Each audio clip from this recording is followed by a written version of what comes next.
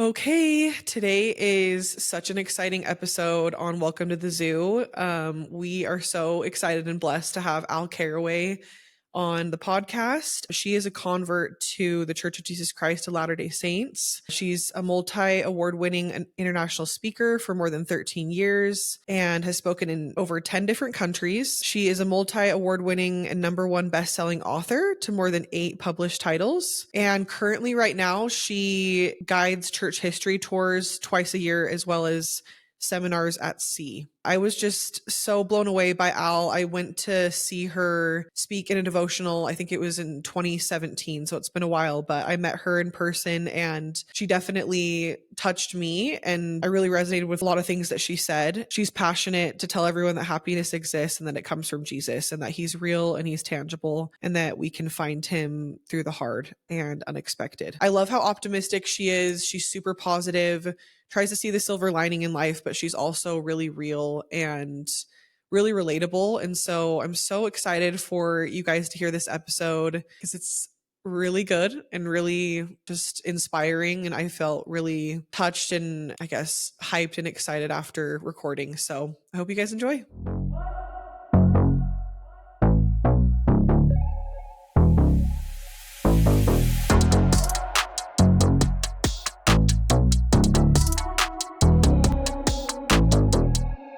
Okay, so we're super excited. We have Al Carraway on the podcast today, and I was just saying I've been a fan girly for a little while. So I think it was back in maybe 2017. I went to one of your devotionals and just I don't know. I just felt like you were such a cool, sweet, but I don't know, funny. You're such a well-rounded person and anyway, I just felt like connected to you and it's just really cool for me to I don't know, just come like full circle and actually be able to just chat with you and so anyway, we just really appreciate you coming on, Al, and yeah, welcome. Look at us now. I cannot wait to shatter all of your expectations. That was so nice of you to say. Thank you. Yeah. Happy to be here. Oh my gosh, no, it's true. So I guess maybe we can just start with getting to know you. I know probably a lot of people that will listen will know who you are because you've kind of been like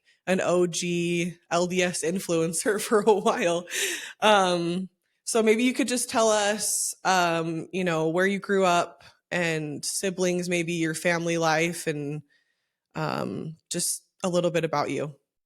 Okay, hey, I'm Al. I'm born and raised in New York. I live in Pennsylvania now. I am a Northeast person through and through. I just love it. But yeah, I think we're just getting old. I have been public speaking in our church for 15 years.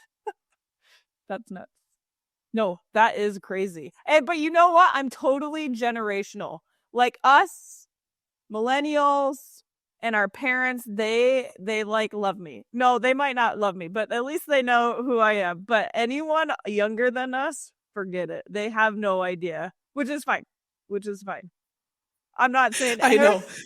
But like I know we're all trying to relate to the Gen Z generation. I tried and I gave up so long ago, but like I still public speak all the time and I do a lot of Zooms because I can't just like travel and speak at these conferences. So it looks different now in this season of life. But the leaders who asked me to speak, they're so excited and they're like, raise your hand if you know who she is. And no hands go up. But the leaders were like, oh my God.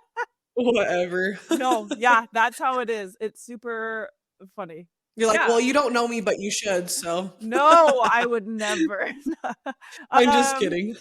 Let's see. I'm from New York. I joined the LDS church in my 20s in New York. Since then, I write a bunch of books. I am an LDS author. I got a whole bunch of them out and public speaking.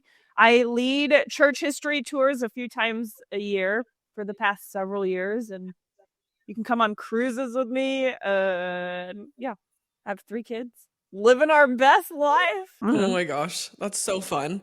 I know I was looking at your like profile and everything, and yeah, the church tours look really cool. Oh my gosh, they are awesome. Yeah. What kind of cruises? Where do the cruises go? Oh, we can do different ones wherever we want. We could go wherever we want. I've done Alaska. That one was fine. People love Alaska. It's fine. I've been there multiple times. It's okay. If I were to pay for a cruise, that's not where I would go. I really want to go to Rome. I'm trying to get one of those set up. But I do a lot of fan favorite is the Honduras, Mexico one to see the Mayan ruins. That one's fun. I've done that one like 4 times. It's a good time. We can go wherever. That's We choose cool. a different one every year. One of my questions that I wanted to ask you was, do you feel like you were already on the trajectory of public speaking before becoming a member of the church? Or is that something that kind of happened after you joined? No, in fact, I didn't even pick up writing until after I was baptized. I failed public speaking in college. I got straight A's in college, but that one I flunked, and I flunked miserably. And so I have learned that with God, but also just life in general, it's just endless self-discovery. Because I'm 36 now, the things that I'm doing now, I didn't even pick up until in my late 20s a lot of it in my 30s, and I could not imagine who I would be without those things. And I'm excited to keep adding unto.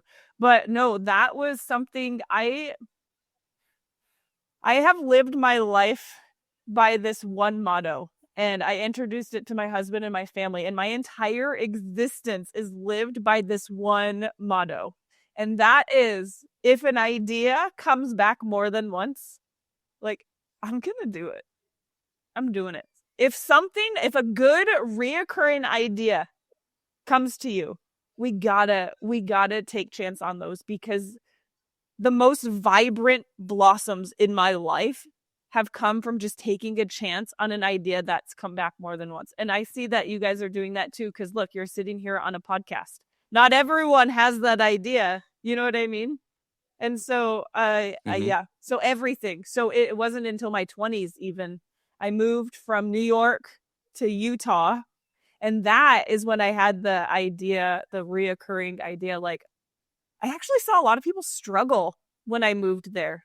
And I'm from the East Coast. We're very blunt. We talk about everything. And I noticed that so many people were wondering and struggling, and no one's talking about it. And so that's the idea of writing. That's how blogging came, before blogging was a thing. And now blogging's not a thing. But that's how writing started, was a blog. And it was in response to, why is no one talking about these things? Like, I'll talk about it. I don't care. And then that got so big so fast that immediately turned into public speaking. That was never something I sought out after. I was never like, I want to, it was just like, hey, do you want to? And I'm like, yeah, sure, I can talk. And that obviously snowballed into what it is now, which is tours, travel, conferences. I just spoke to 16,000 people in an event. I've spoken 13 different countries, 14, I don't know, a bunch of different countries. And yeah, that wasn't something until my 20s. That's amazing. That's and all that from just following like following your intuition and following those like good recurring thoughts of things that, you know what, I should do this. Yeah, like, why not? That's awesome. Why wouldn't we? And I don't know why that's translated into moving around so much as a family, but it's been fun. Yeah, our kids do it too. It's like, I'm like thinking about this. I'm like, oh, that's an idea. Like, sit with it. And then it's like, Mom, I thought of it again. We're like, cool, let's go. Let's do it. I'm helping. And yeah. So I had a question too, like, because I remember seeing you speak and also just kind of reading your book. I mean, you're saying a lot of the people on the East Coast are really blunt and kind of go for things. Do you feel like you, I guess, gained a lot more confidence as you got older, or even like after joining the church? Or do you feel like you've always kind of been like, this is who I am, take it or leave it, I'm going for what I'm going to go for? Because yeah, like, that's just the vibe I got from you when I, listened to you. So, but I love it. Like, I love it. I have always been that way. But there was a time in my life that was like severely challenged for the first time. So my whole life, I have always, yeah. And I see a lot of that in my youngest, Mercy. She is the same way. we just like, I have never once cared about what other people thought. It would never even occurred to me that people would even have thoughts towards me. Like, if I wanted to do something, like, why wouldn't I? You know what I mean? Like, I lived for me, and I lived for, I don't know. I have always saw life as such a great thrill and privilege. Like, why would I not squeeze as much out of life as possible? And yeah, I have always been that way. And it wasn't until my 20s but that's never been challenged. So it wasn't until my 20s moving to the West, and now all of a sudden I had the whole world, it seemed, just thousands, like, by the masses telling me, like, I'm too much of something or I'm not enough of something. And oh my gosh, God could never love someone like you. And oh my gosh, guys, not only did they not want to date me, they wanted nothing to do with me. And, we don't know what's going on with that girl, but it's best just to stay away. And so it wasn't until people were, and granted, this was like 15 years ago. If I moved to the West now, I don't see people reacting the same way. I love the progress people have made. It's been great. But rewind 16 years ago, things and people and life, it was different. And so, yeah, it wasn't until people were shielding their kids behind them when I was at the grocery store. And it wasn't until no one talked to me, and people assumed that I hate the God that they love just by looking at me. And so that is when it was challenged. And that is when that I had to be like, wait, what is this about? And what do I do with any of this? Like, it probably was super confusing, honestly, I would assume, like, because you weren't used to it, right? Just the judgment and yeah. And I was coming from a place like, this is right when I got baptized. I lost my family. I am learning this, like, how does prayer work? I'm learning, like, God, is he for real? Like, is this how he talks to me? And I sacrificed everything and everyone just to move because I thought he wanted me to. And so I'm like, oh, well, if God wants me to do it, it will all work out. And it'll be good, and things will come together, and it'll make sense. And it was the complete opposite. And so that is when I had to put in the work. Like, okay, so what am I doing? How do I show up in a space where everyone is pushing me out? And why do I even want to be in that space? And so the work looked like, I mean, geez, I realized, like, I wasn't going to the grocery store when I needed to go to the grocery store because I just didn't want to deal with, like, the looks that day. And that's when I'm like, no, this is not how I want my life to be. Like, I refuse to live a life like this. Why am I living my life for other people? Especially people that I don't know. People that you don't even know, right? Like, they don't even know you. And I mean, because I feel like you kind of stood out in the beginning, especially with your book, like calling yourself the Tattooed Mormon. I hate that name. What did I do? Oh my God. You do? Yeah. I kind of love it though. No, I never meant for that to be a name, a nickname, a title. Really? No. And so my very first viral blog post, it had over 1 million views in just a few hours, and it just kept going. I wanted to write about an experience of how I was treated because of how I looked, but I didn't want the post to be about how I look. But your outer appearance, right? Yeah. But I wanted there had to have been some context so that how people were reacting to me, like, made sense. They're like, well, what's going on? Why were they? Well, that's what I'm saying. Like, if somebody's listening right now, there's a chance they're like, this girl's gorgeous. What are you guys talking about? You know, like, and it's just interesting to me, like, that just that one thing, especially coming to Utah, could be something that, it just, to me, doesn't make sense. But I know I'm like, well, so how can people know what I'm referring to without actually without writing about it? I didn't want it to be about it. So I'm like, oh, if I just put it in the title, then I don't need to write about it because it doesn't matter. And I don't want that to be the point. So I thought that by saying Tattooed Mormon in the title, I was winning. I didn't need to talk about it because I didn't think it mattered. It's irrelevant. I still feel that way. And then it just took off. It was clickbait, but you didn't know that it was. This was before clickbait was even a thing. I mean, I was blogging before social media existed. I didn't even have a smartphone. You know what I mean? So this, like, marketing behind it, this did not exist 16 years ago. That's awesome. I don't know. I Yeah. didn't have a smartphone. There was no social media. I mean, there was Facebook, but So me and Josh were talking about this because I feel like, obviously, kind of like what you said earlier, the church has been a little bit more progressive with, I would say, tattoos a little bit. I mean, not like, I just think the strength of youth, right? Guidelines, certain things have changed. And I think the world in general is a little bit more open. So how has that been for you, kind of seeing that progression? Because I feel like I remember listening to you talk about tattoos, and like for you, it was always just kind of like whatever. You were like, it's a form of expression. I don't know. You seemed like you were artsy, but just like unique, and it meant something to you. A lot of the tattoos that you got, it was like not no, none super of that deep, is kind of like, accurate. No, it's not deep. I don't have any meaning behind my tattoos. I started getting them when I was 15, but honestly, in New York, find me someone that doesn't have tattoos. It was just a culture thing. I never put yeah, thought.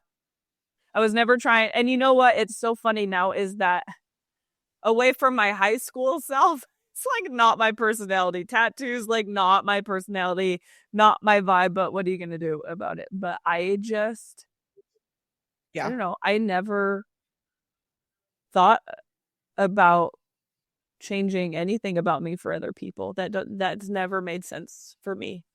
And so I yeah, love that people are, I don't know, I just feel like we have all educated ourselves in every area of life. I think that's just the evolution of growing up. And I love to see the love and lack of judgment for the most part.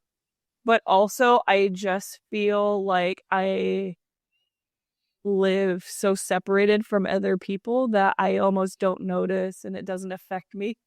Like, what? I don't know how people are responding to things. I'm like in my own yeah. little corner of the world in the Northeast. And so I do feel a bit irrelevant sometimes, but I don't know. I don't know. I just feel separated from how people are responding to things. They're like, "Well, what is your opinion on that?" And I'm like, "Well, I don't know. It doesn't matter. I don't know. I don't know." Like it doesn't. Like how many times like I was approached to write a book on like the secret lives of Mormon wives, and they're like, "Oh, the not so secret lives of Mormon wives," and it'd be like a spinoff. Do you want to write? Like, we want you to be a part of it, co-author. And I'm like, no, like I just don't care. I don't care how other Yeah. people are living, and I don't care how other people are showing up. I just like that people are showing up in any way. Like I don't know. I want everyone to be treated nicely. And I hope people are, and I love seeing that things have changed, but I just love people showing up in any which way that they do. So I applaud people Yeah. when other people don't. I think that's great. That's good for them. Love that.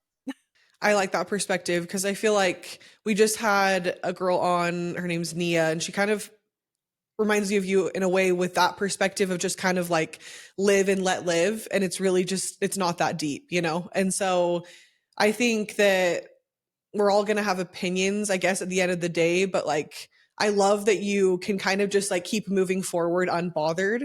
But I also think that that's a gift too, because I feel like a lot of people struggle with that, you know, to kind of not worry about all the noise and the, you know, thoughts and judgments of other people. And so I applaud you for that because I think it can be kind of hard for a lot of people to really just focus on the trajectory of their life and like, what am I here to do? Right. And it seems like you focus a lot on that. Like, what is my purpose? What is my plan?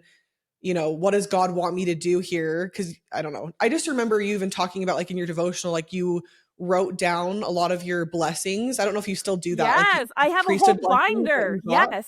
Yes, I could. Okay. Okay. And I do it for my kids too. And I am just without that I can't show you. But okay, so I have always recorded my priesthood blessings. Always. I have 15 years of blessings. Now, it's the progression because at first I didn't know if that was allowed. And so I would just write down what I would remember after. And then I just would write down Mm-hmm. with my eyes closed and I'd have it in my lap and I'd write it down as it was happening. And then I would take videos. I would just hit video and I'd have it in my lap and it would just be a black video, but I'd have the audio and then I would type it up. And then that was so much work. And I'd have these like 10-minute long videos. And so then I realized it's in the handbook. You can record blessings of comfort or father's blessings. I've never had a father, bless me. But anyways, you can record Yeah. them. And so on my Word app, you have a dictate. You hit dictate and it types up the audio it hears. And so I absolutely, for over a decade, sit with my computer in my lap and it types up my blessing as I get it. And I have done this for all of my kids. I have every single one of my kids' blessings. And they were all on their own folder on my computer, and I just printed them out. And now we have these blessing books, and they have these binders of every blessing that they've gotten. And I have my own, every blessing that I have gotten. And I know exactly what God has said to me and when he said it. And I know exactly what he asked me to do and what he's promised me. And it has been hands down the most powerful anchor that has tethered me to him as I look back on hindsight, how he has come through and magnified things that he said even 6 years ago or a year ago. Yeah. Like these promised blessings, they come. They don't always come in order. That's fun stories, but like that is what tethers me to him so strongly, is holding him accountable and allowing him the space to show me how great he really is, and what a perfect, like, to, he keeps his word, like, and like, I don't know. Yes, I love that. Yeah. Everyone should do it. My kids love it. It's good. Yeah, I can't believe I remembered that. That just came to me. I can't believe you remember that. But yes, I've been doing it forever. I remember in that moment thinking, oh man, I should do this. But seriously. You do it sometimes. Yeah, I do record it on like voice memos, but I haven't like transferred a lot of them to paper like you're saying. But I think like anyone who's listening, I think that's such good advice, because sometimes it can be really hard to know which direction to go just in general, right? And so we have our patriarchal blessings, which are a huge help. But sometimes depending on your blessing, it can be vague. And mine, I have like 2 paragraphs. Listen, I love my blessing, my patriarchal blessing. It's good. So grateful for it. But I know it by heart, and it is so vague that I almost can't pull anything out of it. And my husband's, his is so detailed. Mine doesn't even talk about family. It doesn't talk about like nothing. It doesn't talk about anything. Yeah. But then also like mine's really detailed, which I love. But then also it's kind of like what you're saying, blessings come when they come, right? And so sometimes I'll read parts of it and I'm like, is that ever going to come though? And then you kind of feel like a failure at times, or even just wondering like, I don't know. I'm like, am I doing enough, or am I righteous enough for that to actually come to pass? Or like, yeah, I question myself. Let me stop you right there. That, oh my gosh. Okay. It is so important to understand how God speaks, but I find it more productive to understand how the adversary speaks. And that is exactly how the adversary speaks to us. Like, I'm not doing enough.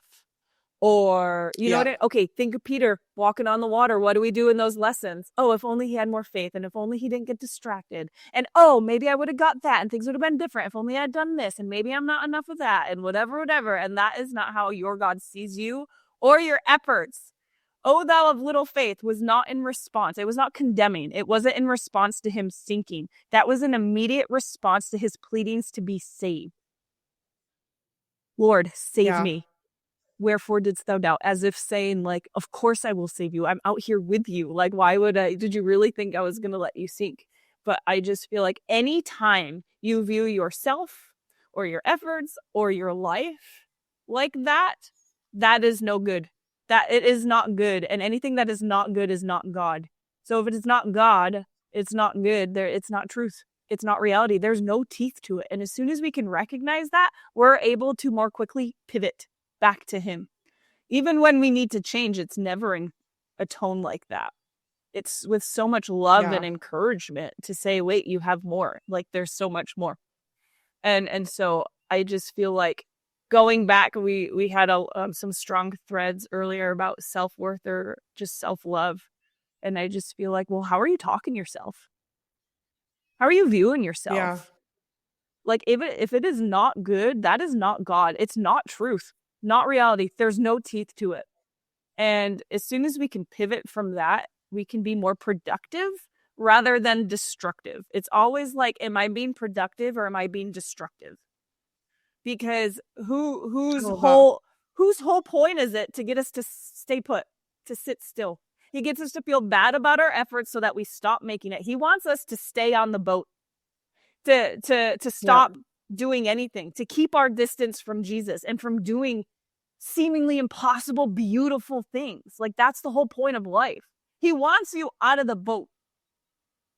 Get out. And so if you're not, well, guess like what? We got to pivot. Small steps are still steps, and slow steps are still steps. And freaking every step is the miracle. Like, why aren't we celebrating any bit of movement we do towards anything in life? Like, yeah, you can, you should.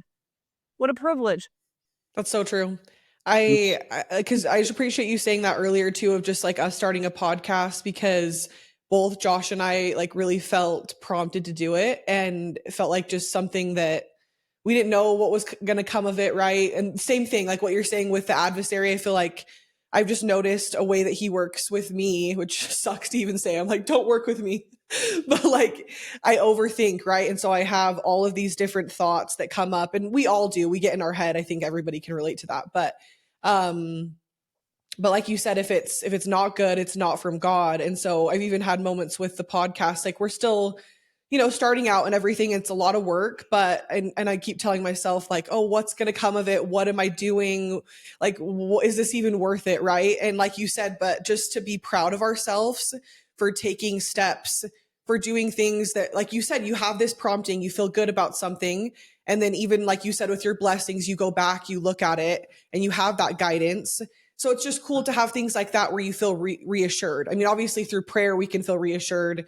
We can feel reassured through a lot of different ways. But yeah, I think a lot of people could resonate with that, because I definitely do. So I really appreciate you saying that, because it's so hard to push it away sometimes, but it's so important.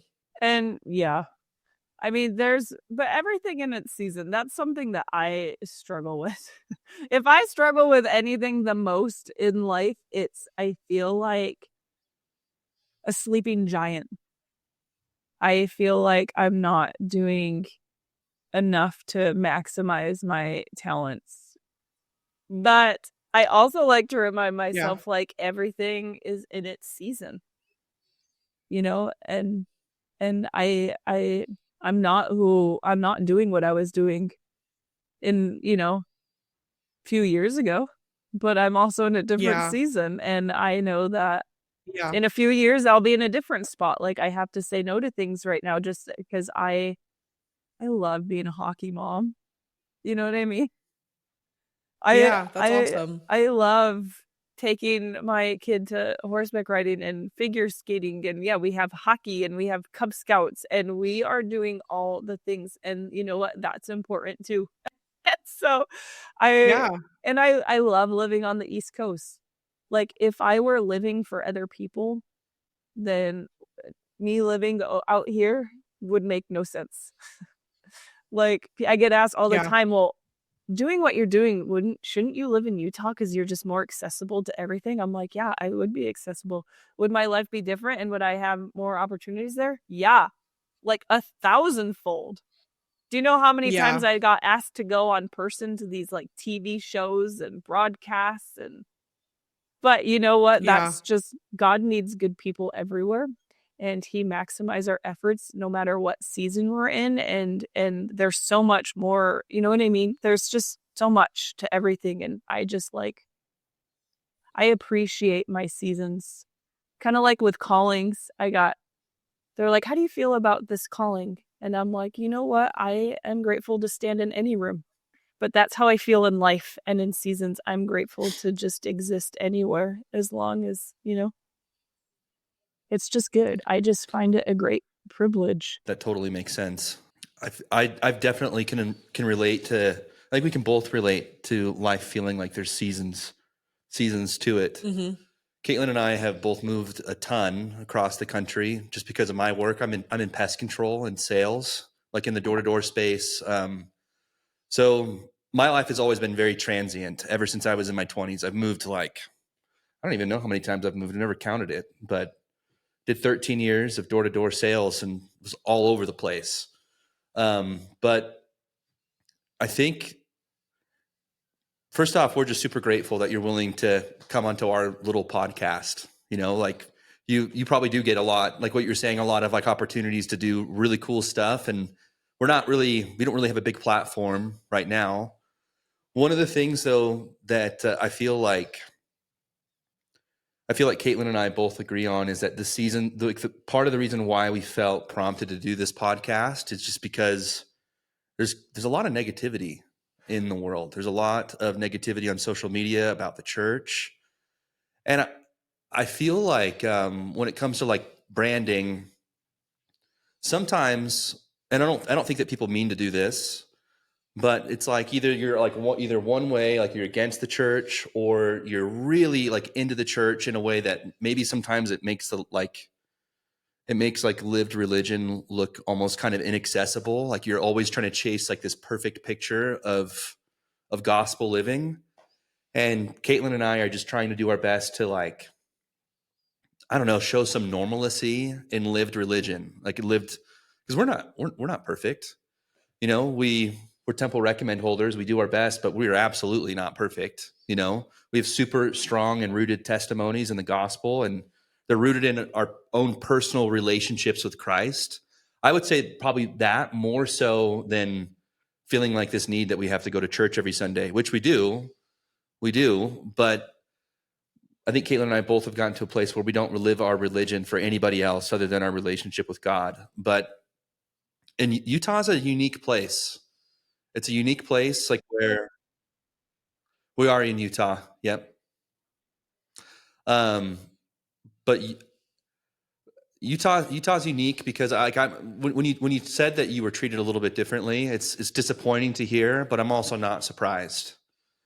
I feel like right now with where the church is at, and I feel like you've played a large role in this yourself, maybe not even realizing this, but I don't know. Like I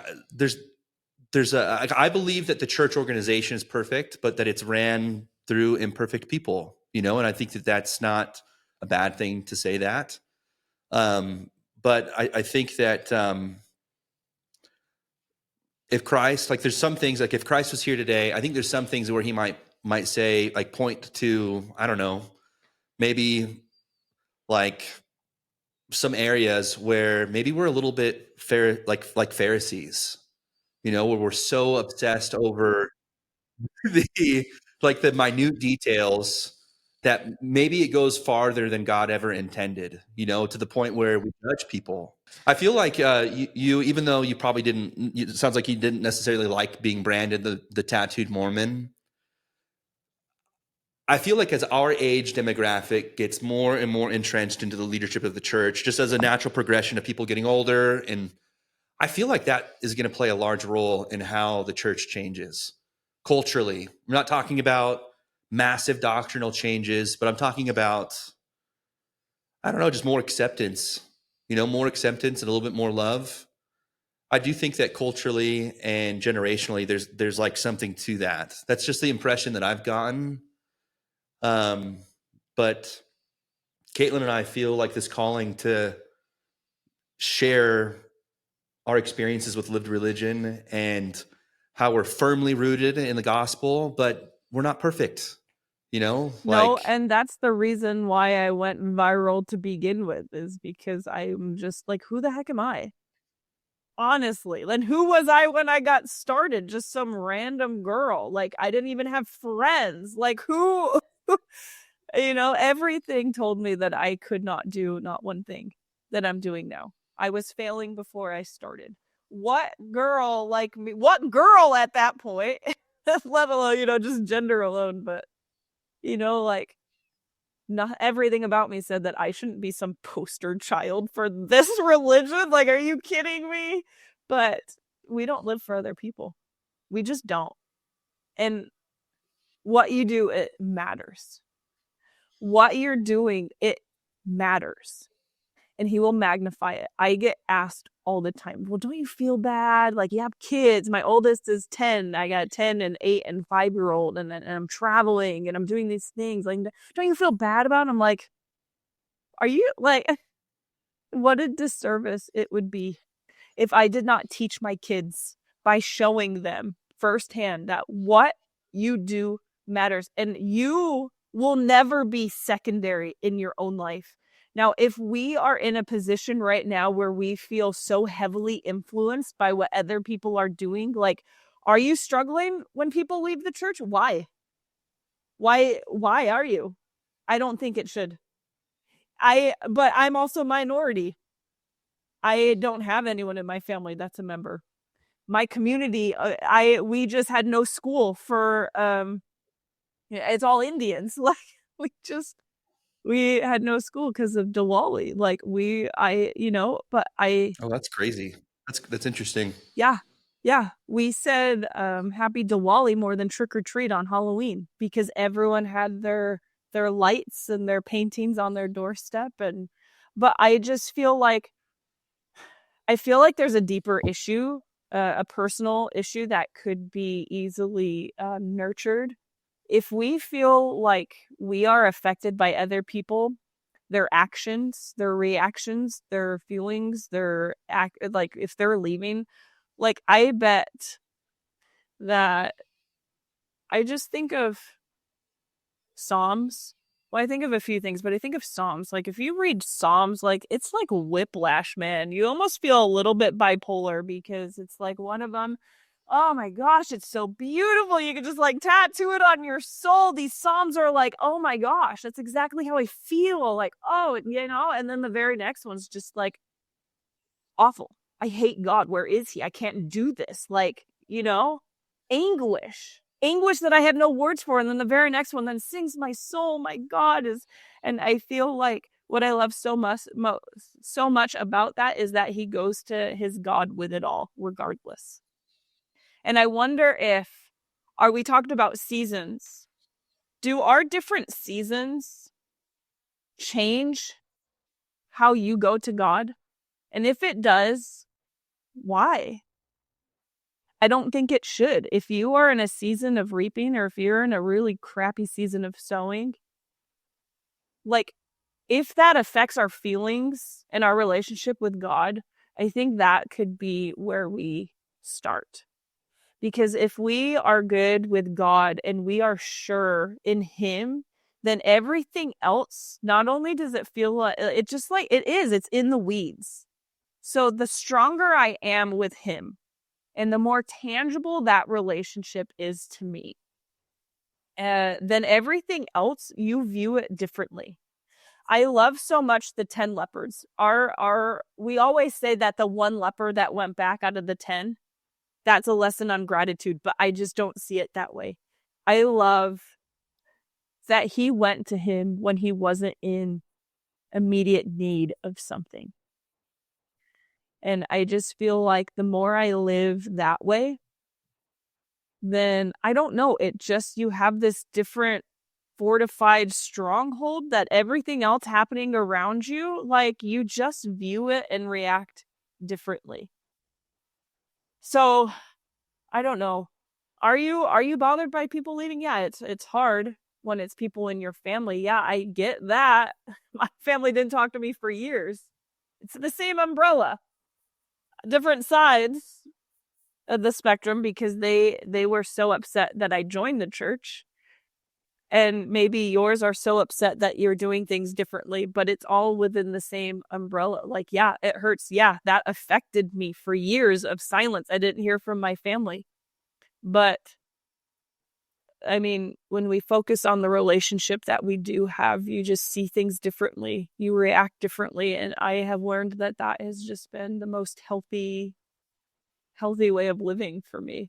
So, how do you feel about all these people leaving the church? Yeah. I was just thinking like kind of what you were saying resonates a lot with me. Like if you have a baseline or, a foundation, right, that we're continuously working at as like with our relationship with Heavenly Father, Jesus Christ, kind of like what we've talked throughout this episode, just you won't falter as much. I feel like if you continuously nurture that and feel that and build that, because that's really all that matters is the way that he looks at us and our relationship with him. And once again, it's all noise, you know, and it's what we're focusing on, what other people are doing. But like you said, there's no way, right, in these certain seasons that we go through, that we can't be affected by your family not talking to you. Like that's intense, you know? And a lot of people might have cracked. I mean, maybe just decided maybe I shouldn't be a member, you know, like my family's more important to me or whatever. I'm sure you had maybe a lot of different thoughts. Maybe not those specifically, but I'm sure a lot of those were hard to work through. And so I'm curious, like in that season, how did you push through that? Because how is your relationship with your family now? Like, how do they treat you now? Honestly, so me and my dad, we were like inseparable, so close. So the fact that, so when he was like, it's me or this church that you just found out about, I honestly thought he was bluffing. So people are like, "Oh my gosh, you're so brave." I'm like, "No, I thought he was lying. Who would do that? What dad would do that?" He's my, Yeah, you we're like couldn't so even close. believe it, right? And Yeah, it's so yeah. out of character for him. I couldn't have even. So I didn't feel brave. I thought, surely, Well, you're so probably maybe in shock too. I just I don't. Okay, it took me years of hindsight looking back, but this is how it's relevant to people in the church. I Mhm. didn't choose him. I just wanted God. I wanted to give God the chance to show me how great he is. I just needed to, and for me, the only way to allow God to be God and not limit a limitless God is to see my seasons through, to allow his Yeah. ways to trump mine. And how can I do that if I'm just like, hard stop, sorry. Like, you know what I mean? I just, Yeah. Yeah. and so I was still experimenting. I still wanted to be like, well, what happens if I do see it through? What happens if I don't give up? Because if I do it this one time, it'll be easier to do it the next. And then I'll have those 2 times to hold on to as anchors when I do it this time. And, you know, and so I said, Dad, I'm so sorry. I love you. And he did. He kept his word, which, you know, and I didn't hear from my family for years. And it took years of hindsight to realize, like, wait, I hurt my dad. Yeah. There's no way he thought I wouldn't choose him. And when I didn't, I hurt him enough to where he retreated. He pulled back. Mm. But I got to a point spiritually with God of, I got to a point with him where I felt so sure of my God by spending more time with him and trusting him more, that I got to a place where I would have been fine had they never talked to me again. I got to a place Really? of Wow. contentment within myself and within my God. And so when my dad did come back, that's kind of like a cool story on its own, but we never even talked about it. We never talked about Really? what happened. No, never. But I wanted to allow him the space to come back in the way that he was comfortable. I wanted to give him what he needed to make his steps. Yeah, it just takes time. Yeah. I got to a point where I feel like I didn't need to talk about it with him. I felt good. I felt good where I was and what I was doing. And yeah, and when he was ready, I was going to allow him to come back when he was ready in whatever way he felt comfortable. And so we never talked about it, but oh my gosh, we're closer now than we ever have been in our existence. Now, I wondered, what would my family do when my kids get baptized? Because we got to a place where they don't have smartphones.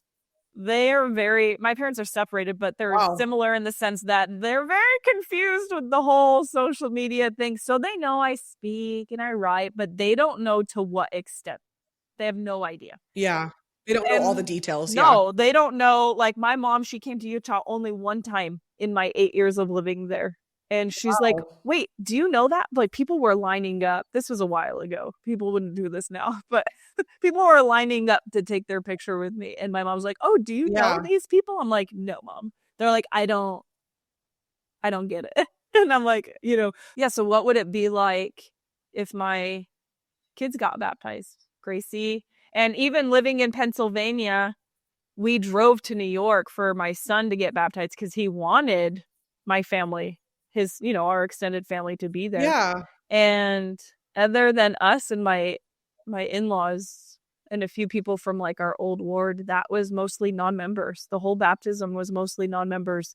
And when my daughter said the opening prayer, they clapped. And when my kids got out of the water and they came up, they started whistling and they started cheering and they all stood up like, right. And you know what I've learned? So maybe you are someone that are doing things different than what your parents expect. Or maybe you are a parent and your kids are doing something that you would rather them not. And I realized that, you know what? Those years when my parents pulled away because they were scared and they were hurt. Yeah. Life would have been so much easier if they were just there and they just loved. And I didn't do it by myself. And so I wonder if maybe there are some things that we can be doing that we can just be there and we can just love. No matter what. Because life would be so much better and easier all across the board if we were just there with just love. And that is how I view everyone, my friends who are leaving. Like, I don't care. I literally don't care. I will have no conversations with you about it if you don't want to. I don't care. My job is not to persuade you any which way, but I'm going to show up with you and we're going to go out to lunch and I'm going to tell you bad jokes and I'm still sending you bad memes and I'm going to make sure that you know that your life matters regardless. And that I love you regardless. Yeah. And we're gonna I'm just there. People, they just don't want to be alone.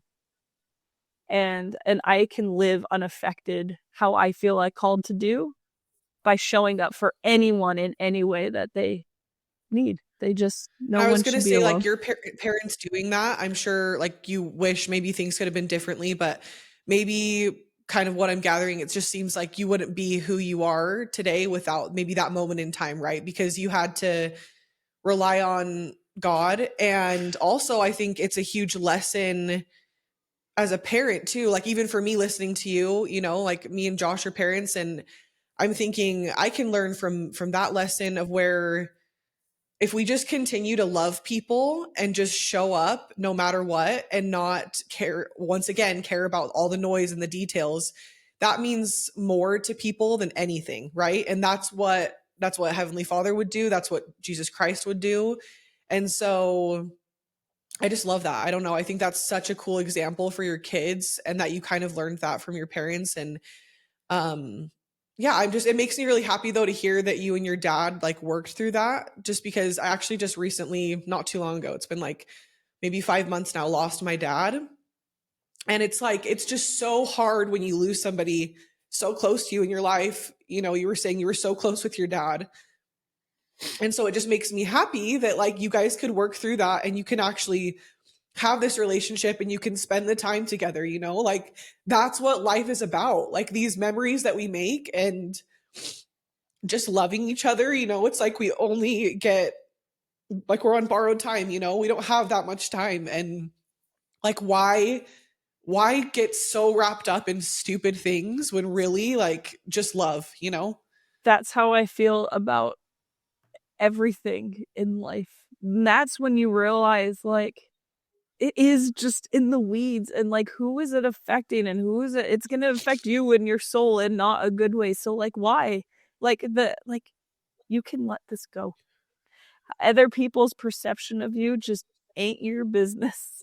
How people react to you, that has nothing to do with you. Like you can exist and you need to show up in the ways that you feel called to, or else we are not living up to who we could be.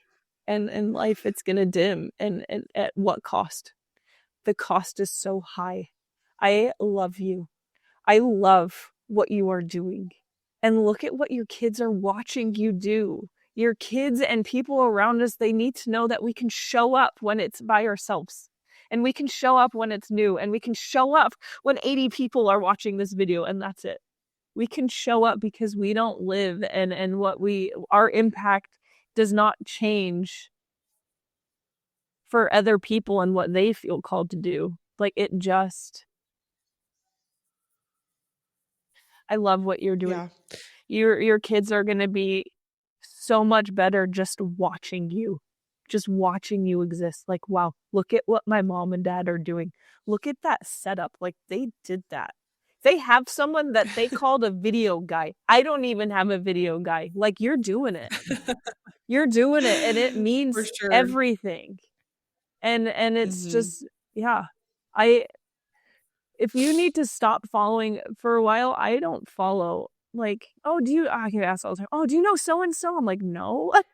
Like, I'm sure what they're doing is great. I love that. And it's so cool that Yeah.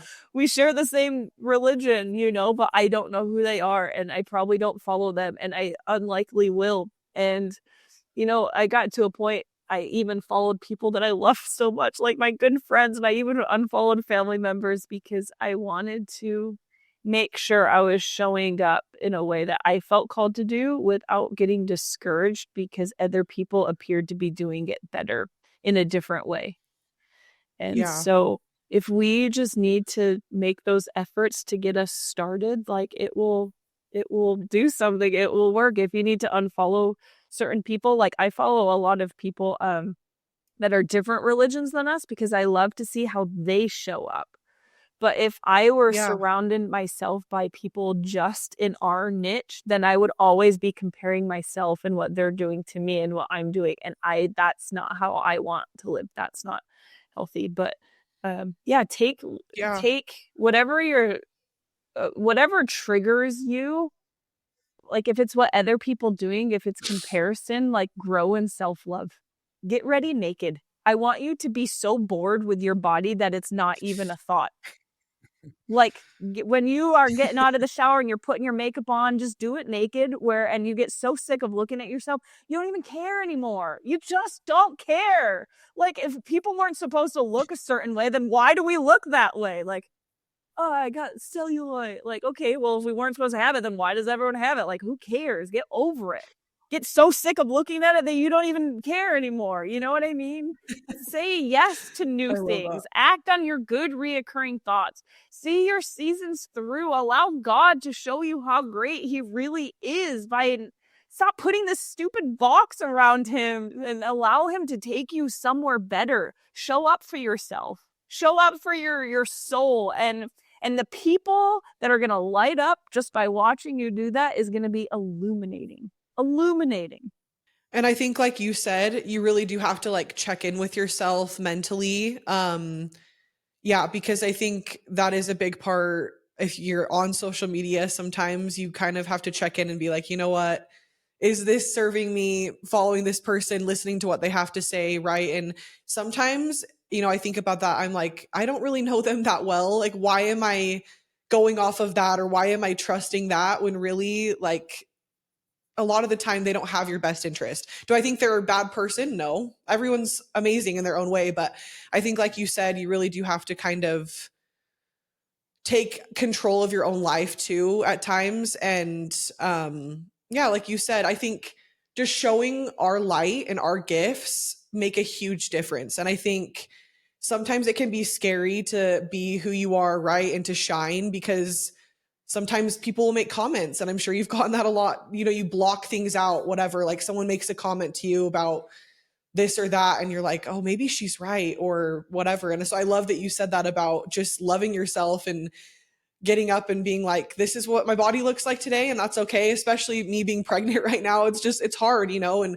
we go through, once again, these seasons of our body changing, and we change, and that's okay. And but I think that's the key, is letting our light shine, even if people are going to think something, or they're going to try to bring us down. It's okay, because a lot of the time it's something I've just learned that they're going through personally, or an insecurity they might have.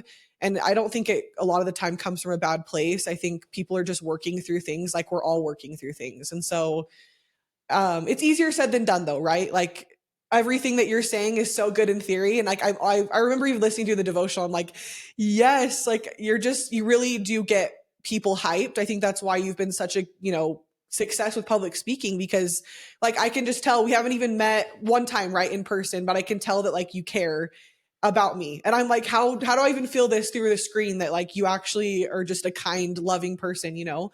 But I think like the interactions that you have, like you said, they matter, because people could feel that from you and be like changed for life, you know? Like, wow, that person believed in me and they didn't even really know me, right? And so I definitely take that from you, like just trying to love and just hype people up, you know? It's like, let's just do our best, let's be our best. Like that's why we're here, you know? And anyway, I'm just like just going off of your energy. But Caitlin and I actually both have tattoos as well. I know that maybe the tattoo thing isn't like your favorite thing now, or I don't know where you kind of stand with it, but I am curious, if your children decided that they wanted to get tattoos, what would you think, or what would you say? I just like wouldn't care. But I gonna teach them what I believe, but we all have agency, and agency is something that you cast. I mean, his son of the, what is it, morning star out, like that's a big deal. And you know, I'm gonna teach you like what the prophets say, and I'm gonna teach you my experience and how I view them. But like if they get a tattoo, like okay. I don't know. I really think that it's something that's going to continue to be looked at a little bit differently as time goes on. I view you as somebody that's a mold breaker in all of the positive ways. This is something that Caitlin and I have talked a lot about. Like if our kids wanted to get tattoos, I don't know that we would really care. Yes, we want to follow the prophet's counsel, but at the same time, I don't want my child to ever feel like they could do anything that would ever exclude them from being able to, I don't know, like be a child of God. Like my relationship with God isn't defined by the tattoo that I have on my body. You know, it's really it's not deep. It's not very deep, you know, literally. Yeah. And that's kind of where we're at with it. So I think that we're kind of in alignment that, you know, we're going to do our best to teach our kids. It's not like we want to encourage them to get tattoos, but at the end of the day, love, showing them that there's space, regardless of any good or bad decisions, that there's space for them in the gospel of Christ. I think that that's like the most important thing. Yeah. As a parent, I just want to make sure that they, no matter what they do in any way, that they will always feel comfortable coming to me with it all. And if they do, then I feel like I'm winning. And I'm one of those people where I don't get embarrassed, and I love hard conversations. It's one of my strengths. I don't avoid, not conflict, because I'm not trying to like start anything, but I don't mind speaking up ever. And especially if there's like an injustice, like, there's something in me, like if I just, but I have seen a difference in my kids than other people. Like all these neighborhood kids, my oldest is in 5th grade and they're going through lots of changes. My daughter's so excited. She tells everyone about her armpit hair that she just got a few months ago. like, but her friends are like, wait, you can't say that. And Gracie's like, but why? Like, we're all getting it. And that's how I want my kids to feel. But like, why wouldn't we talk about those things? And so I just feel like these neighborhood girls, they're coming to me and they're asking me for advice and opinions because they know that I won't care whatever they tell me. And I feel like that is a good place that I want to be at. I want to be in a spot where people can come to me with anything because they know that I will be there with a smile and with love and with, I don't know, help to be productive with all of it. I just want that. That's just what I want. I don't want people to be afraid to tell me things. Because that's like, who are we helping? No one. And a lot of damage comes from that. So I do not subscribe I was to going to any say, of that. I think that you are just kind of that way where like, even obviously kids can feel that, because I've definitely felt that from you, where you just come across really open and genuine and real, you know? And I think that's why people have been drawn to you over the years, because I mean, I personally, I'm like that. Those are my favorite types of people where it's like you said, we're not like leaning into conflict or anything, but at the same time, it's like just being open and real about things. Like, yeah, like your daughter, this is happening, changes are happening, and it's totally fine. Like whatever, what are we going to do about it? It's not that big of a deal or whatever she's thinking. I don't know. But, then it just what? It I just teaches think it's them cool. shame and like embarrassment. Like, Yeah. no, Yeah. thank you. That's not the life I want anyone to have. Yeah, and I was just curious, like you becoming a mom, I feel like you probably already had a lot of these qualities, and maybe they've gotten more profound as time has gone on, but like how has that process been for you kind of like growing up with your kids? And like, do you feel like now that your kids are older, like you've been able to kind of give yourself more grace for things, or I guess just how was that process of you kind of becoming a mom, and how how do you stand with it today? Like I had never even held a I'm sure baby it's until it was my own. really, yeah. My upbringing is very different than someone in our church. I never once, not even one time, thought about being a mom ever in my life. Really? Because we were raised as well, what are you going to do with yourself, and how are you going to take care of yourself? And I remember in kindergarten, what are you doing with your life? It was never, ever about family. In school, outside of school, it was never. Didn't even think about it. Yeah. I just assumed I would never get married because it was just not what people were talking about ever at any stage of life. And so I knew I was never going to be a mom, but I never even gave thought I never wanted to be a mom, but I never not wanted to be a mom because I just never thought about it. So then I joined the church and I thought, I probably will get married, but that's it. I never felt pressured that I needed to because I don't feel pressured for anything. But I just assumed, maybe I would. And then I meet my husband and I'm like, okay, well, we're not having kids for a really long time. And then God came to me and corrected me. And a month after being married, we're like, oh my gosh, he wants us to have a kid. That is so scary. That is not how I planned. But we did. I had a baby. And the first time I held a baby was my own. And I wondered, when do people change after they have a baby? That's what I wondered.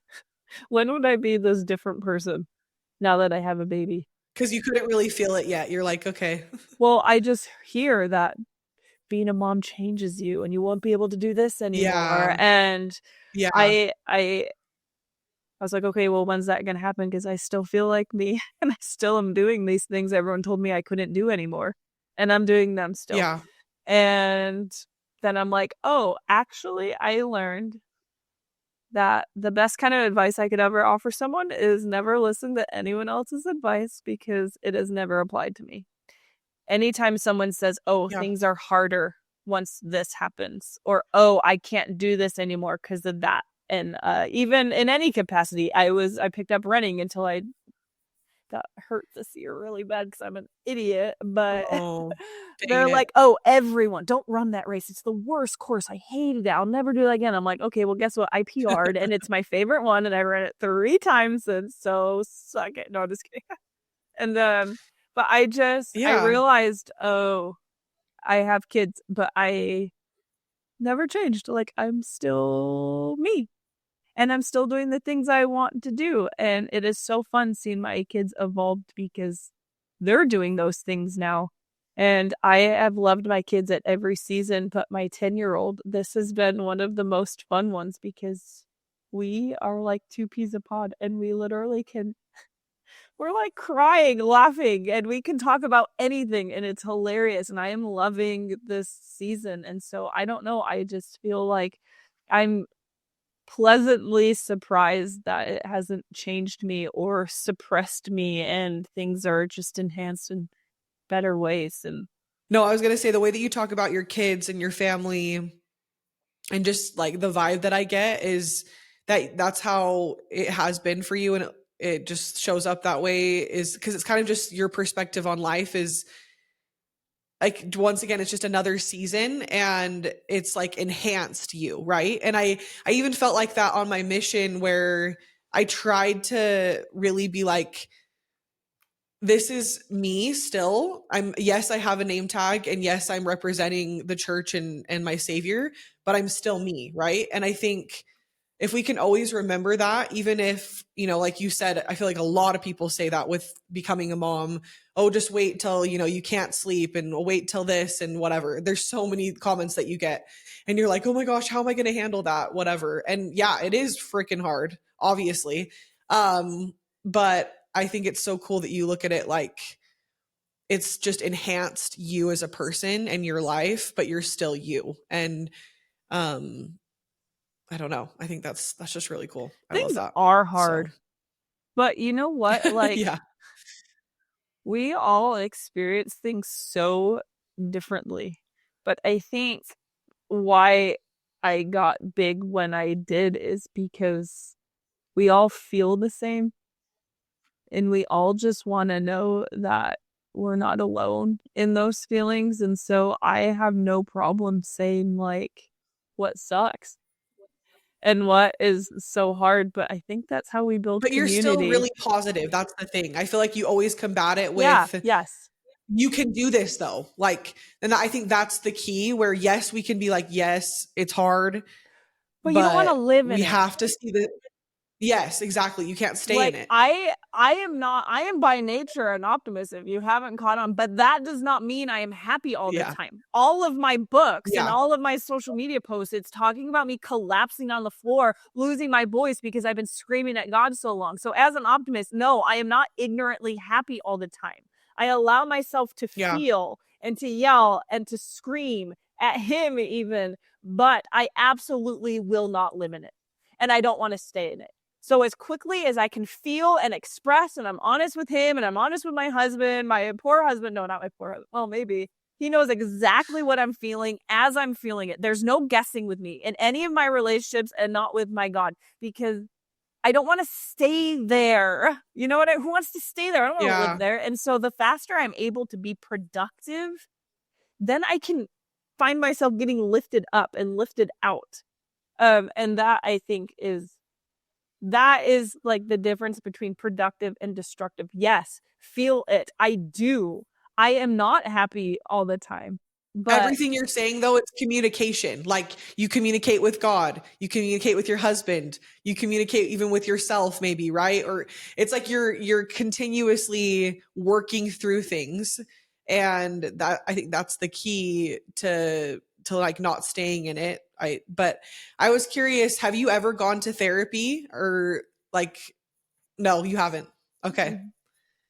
no. Would you ever, or do you see the good in it, or how do you feel about it?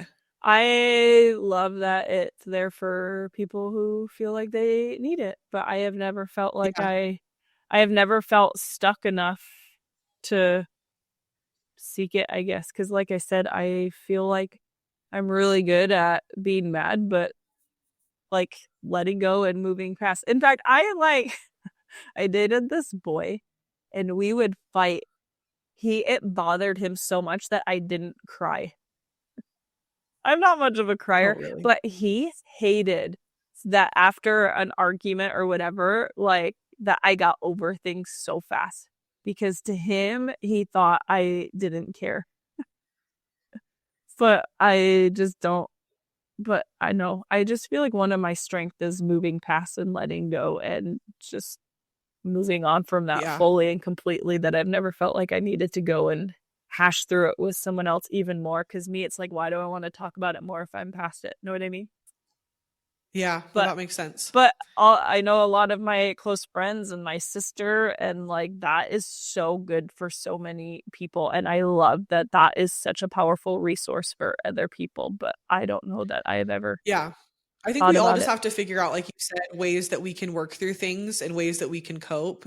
And it's, once again, just not cookie cutter. It's not going to, work for everybody. I was just curious, like, how you, just because you really are such a good example, to me, but to a lot of people, of just like, once again, blocking things out and just being positive and moving forward. And so, yeah, I just think like, any advice that you have, even just like keeping God a part of your life and your marriage, like, do you have any advice for coping, I guess? Because I think a lot of people right now are going through a lot. I just feel like ever since 2020, I've had this conversation with a lot of people.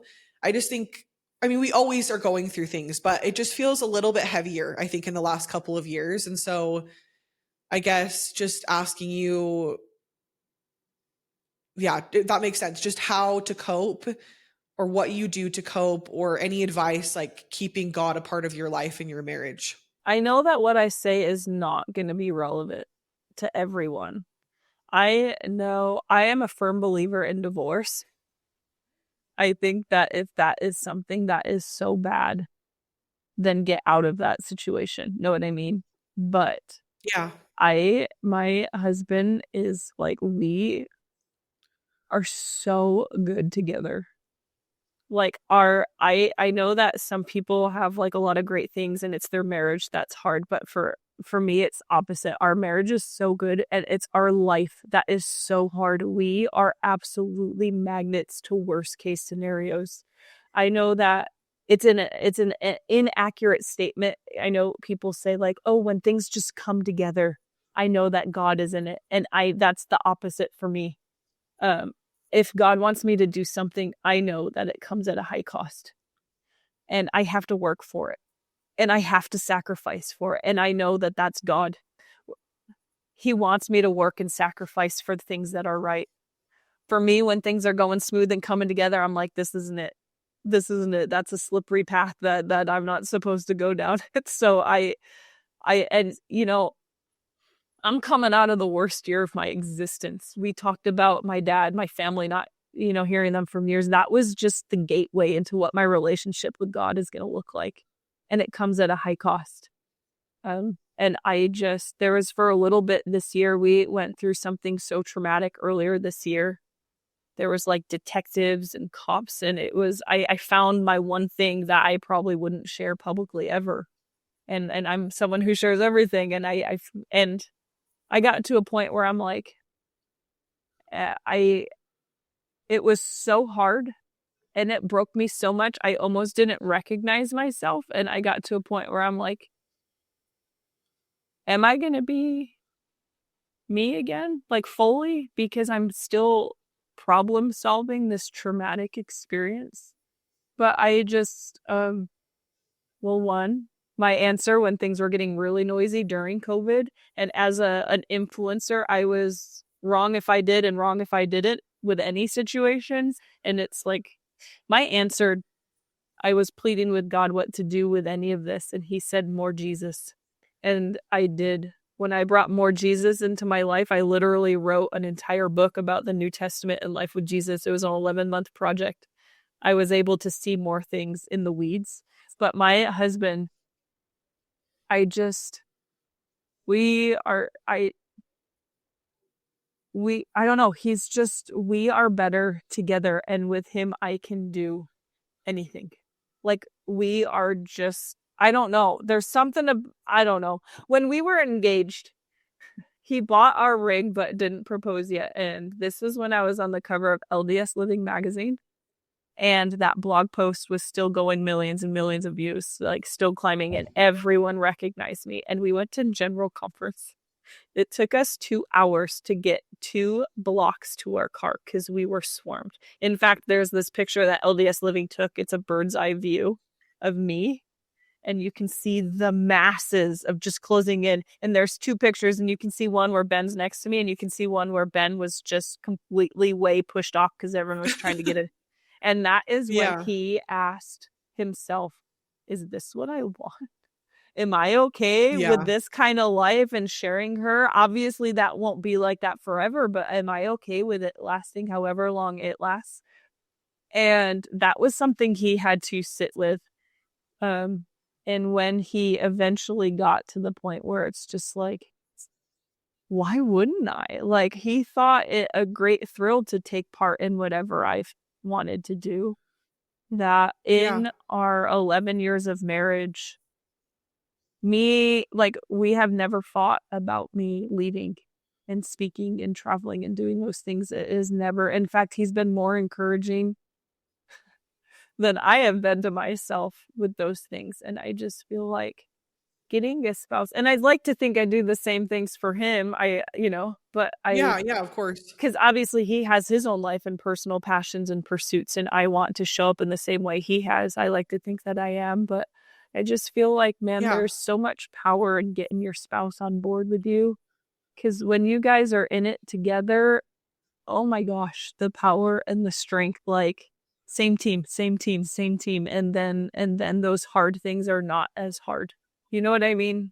Yeah. So I just have a really good husband. Like, he's just so good. If anyone, the people who know him more, like when they get to know him as well as me, like they like him way more than me, which is great. Get your spouse on board. Sit down with your spouse, your partner, and just like tell them everything. That communication, because when you guys are on the same page, like there is just this tangible power where you can tackle even the hardest and most traumatic things that will absolutely come your way.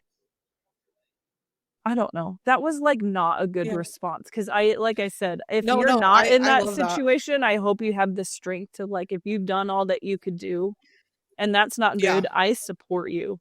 Oh, get out, because you deserve that, Yeah. and that's available to you.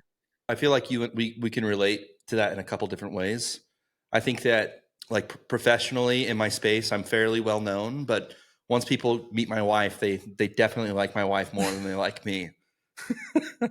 Which for good reason. My wife is pretty cool. Yeah, I 100% believe that spouses, when you really focus on the dynamic of like the relationship being open and honest and really putting forth, just pouring love into each other, you can make it through any season in life.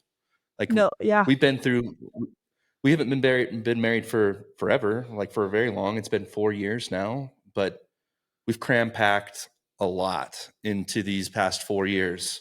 Multiple moves, like multiple businesses, Almost 2 kids. almost 2 kids, income levels that have gone up and down, and it's just life's crazy, and it's definitely a lot better to do it with a best friend that you love.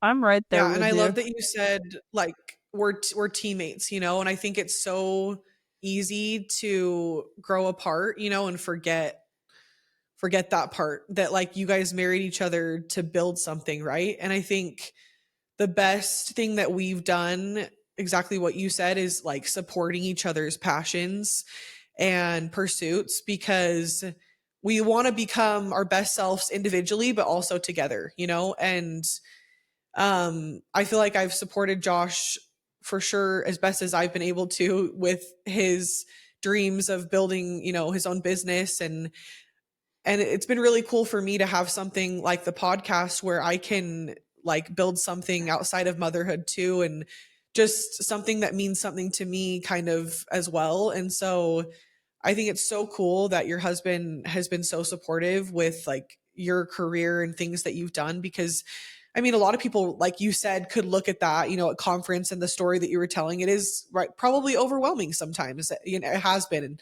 whatever, but it's like you love that person enough that you're like, this is the other side of it. You're like, this is so cool though. Right. And it is, it's a lot of work, I feel like, to get where you've gotten.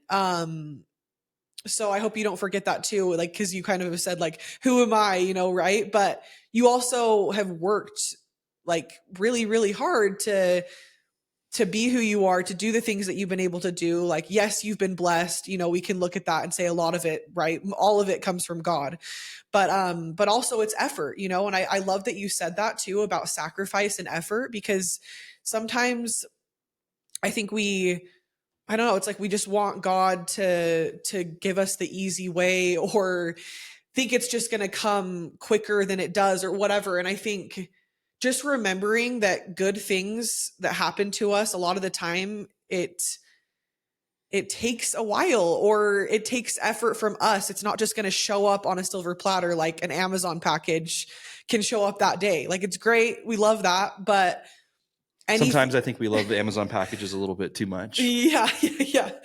But it's worth it though. Like it's always worth it to go through the seasons together. And like you said, not every situation's going to be like that. But I do believe that there's so many marriages out there that could just push through, right? And just rely on each other, rely on God, and keep building and building. But like you said, we don't know everyone's situation. We don't know everything that goes on, but I do believe in that, because the more that me and Josh have really pushed together and supported each other, it's hard, right? It's hard, but it's worth it. So anyway, I actually love that answer. So thank you. But thanks so much, Al. I really just love this conversation so much. You're just such an incredible person. And I really am just so proud of you for all that you've done throughout your life. And just, you're so resilient. You're so kind. You're such a light, and just keep doing what you're doing. And I can just tell, I'm so happy that you went to the East Coast, and like you're where you're at with your family that feels right for you. And yeah, just keep doing amazing things. And we just appreciate your time. Like you're just incredible. So, okay. I hope you say all of those things to yourself also. You should talk to yourself that way I really too. did feel like some of the things you said today, I really felt like I needed to hear. And yeah, anyway, I just felt like God's love through you. So I really appreciate that. So, oh my gosh. Good. Thank you. But thanks so much for coming on Welcome to the Zoo. And great things are coming your way. I'm so excited for you. And I just thank you. I appreciate it. Truly love what you guys are doing. Like, I'm so proud of you. Yay. Thank you. It means so much. It really does. Good. All right, go to your appointment. Okay, you're the best. Have a good day, Al. Bye. Bye.